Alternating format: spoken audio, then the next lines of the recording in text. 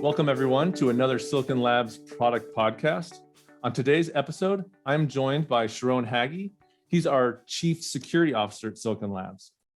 We have had other episodes that have discussed security, but this topic is so hot today that I believe the more the better.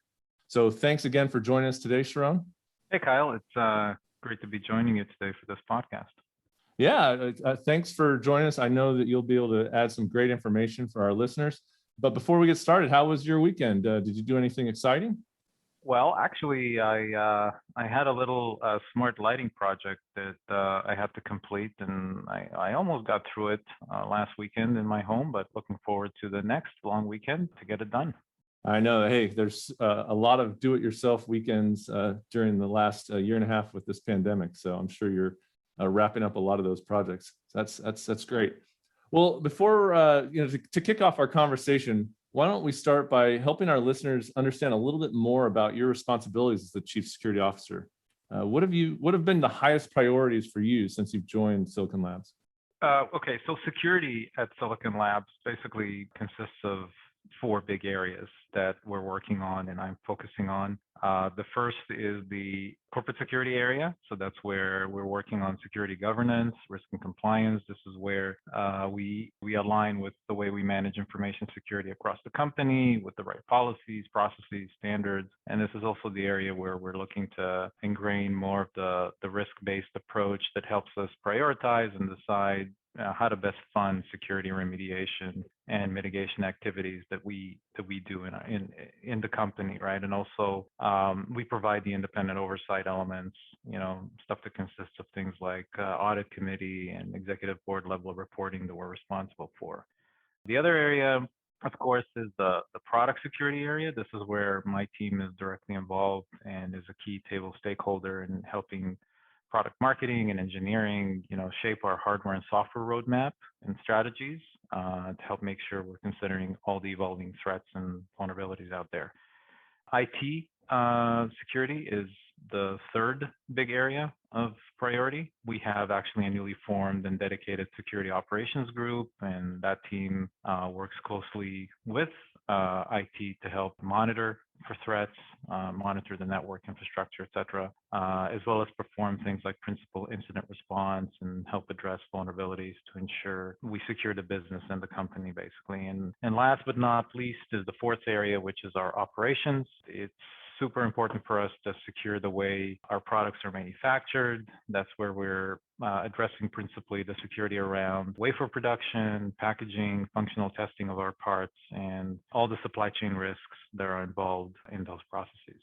Well, wow, I can only imagine the last 12 months have been very busy for you based on those four topics. They've been top of mind with everything happening with the pandemic and building access and legal liabilities and things like that. So I'm sure you've been extremely busy. Yeah. Oh, yeah. So you mentioned about the product roadmaps and how you work with our engineering teams reviewing the security for those products. Can you talk about what the things are that you look for? I mean, is this based on research, current events? How do you go about providing input and feedback for the IoT division?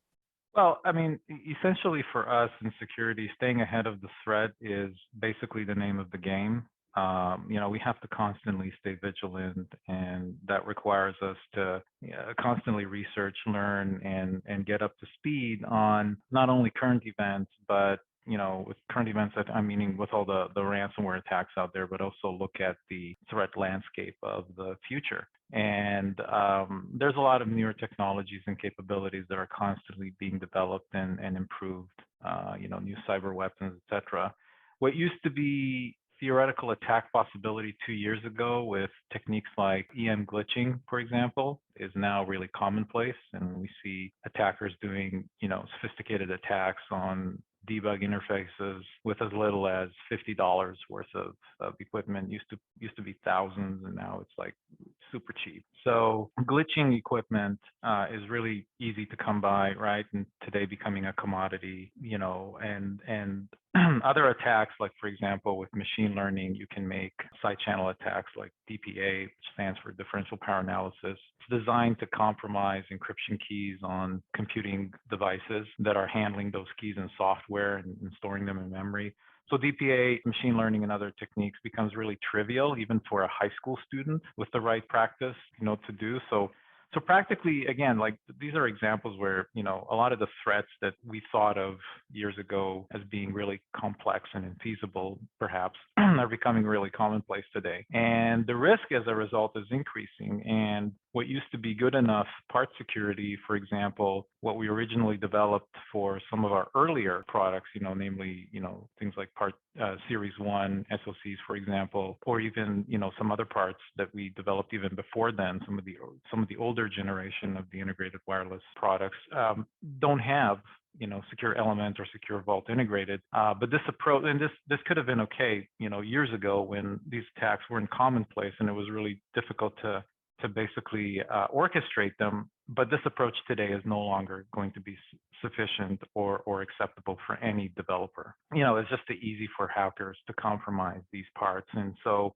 that creates the need to evolve our product strategies to include more next generation security capabilities to make sure we implement today and offer them to our customers, even as standard features, perhaps, as the way our products work out of the box in the future. Because again, in the future, all of those commonplace attacks are just going to be ingrained.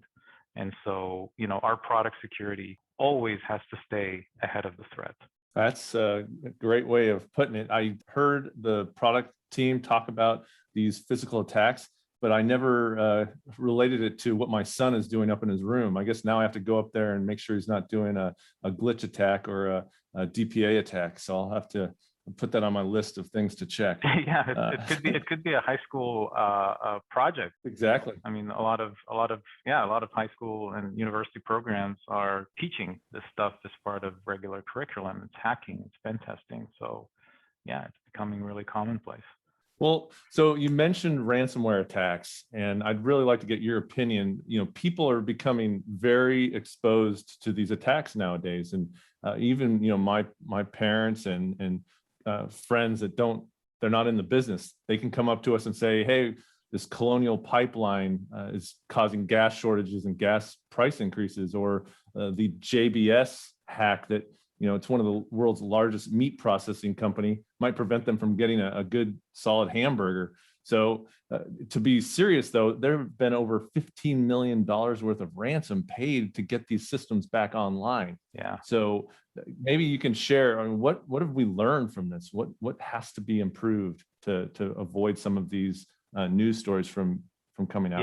Yeah. So ransomware is truly a top of mind subject today. So actually, here's an interesting fact about ransomware attacks in the U.S. So the DOJ, the Department of Justice, just recently published an article that says that in the United States, in the last 12 months of the year, we averaged something about around 7 ransomware attacks per hour.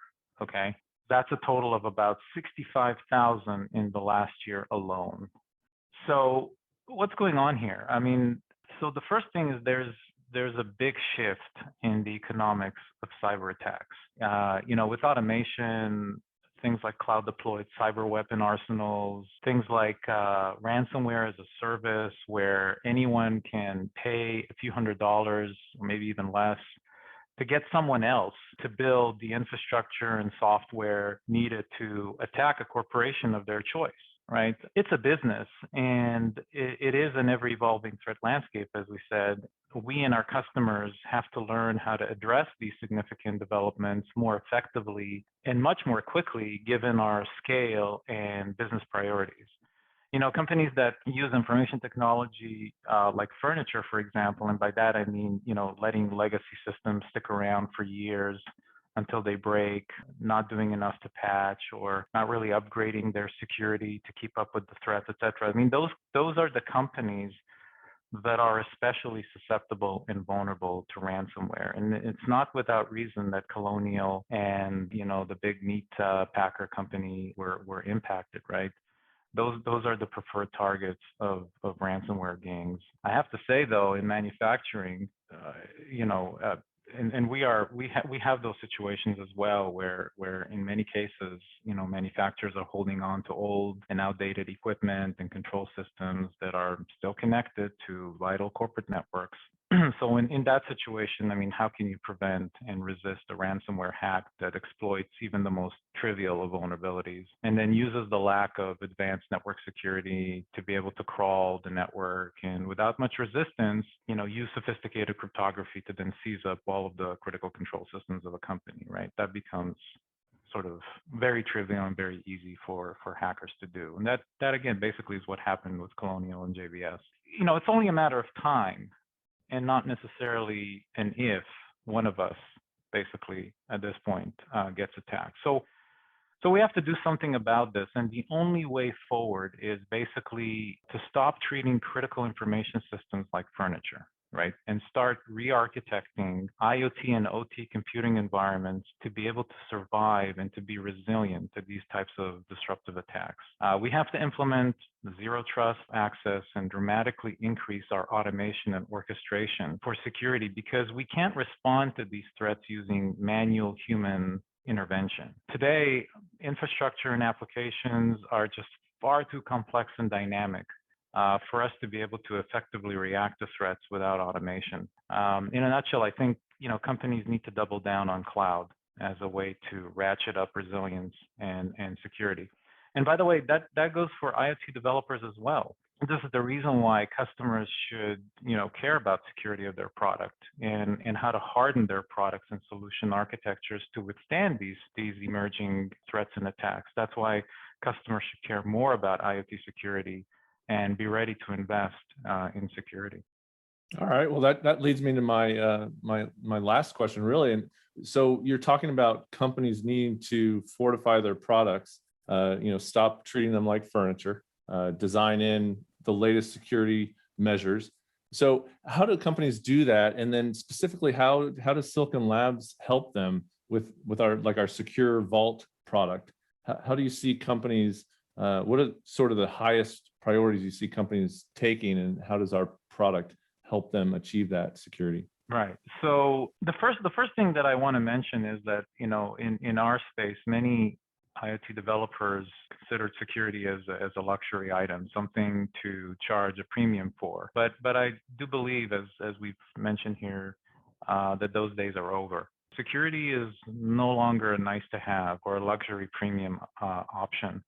It is a must have. But the problem that many developers are facing is that they're unsure how to best leverage new product security capabilities and features that are becoming available. I mean, how do they get started? And one of the best ways to secure any system or any product is to fundamentally understand the threats and vulnerabilities impacting the design and how the product will be produced and used by its intended customers. This is why things like threat modeling and security testing or offensive product testing, and sometimes we call it pen testing, are so important.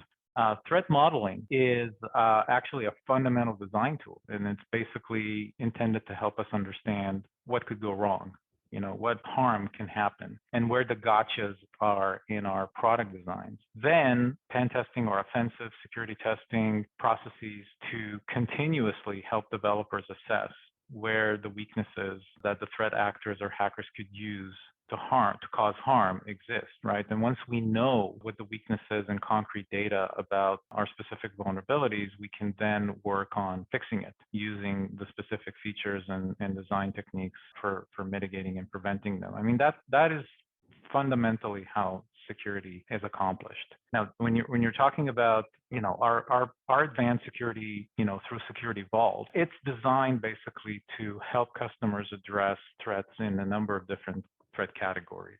It's designed to address physical threats to the device. It's designed to address local logical access prevention and protection, and also protection against remote network-based attacks. So if we're talking like, for example, local physical attacks, we offer in our Series 2 secure SOCs enhanced resistance to glitching and some of the side channel attacks against cryptography with differential power analysis countermeasures. Again, it's just an example, but it's something that will help in the sense that it makes it extremely difficult for hackers to use that cheap equipment or those techniques that we talked about before that high school students know how to do now to try to circumvent security. So those are some of the things that when they're used and turned on a device can help protect it against these physical attacks.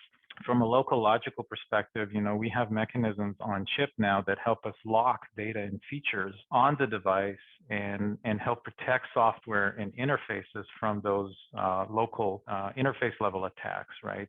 This is where, for example, somebody could try to, switch software or tamper with the data. So using those capabilities, customers can deploy software, for example, that got certified or has passed some kind of a regulatory process, a sensitive regulatory process. And those are things that you see in areas like industrial and even medical devices, right? And we can literally lock those in so that once the device is in the field, the software and the data cannot be easily modified or replaced by a hacker. So there's assurance that the customer can have in deploying highly trusted software as well as data on these devices in the field. So that's like a super critical capability. And for remote attacks, we have a number of features that obviously would help developers ensure that the data that they're transmitting over wireless connections is done securely with keys that are managed in hardware as opposed to software, and encryption that is accelerated by hardware.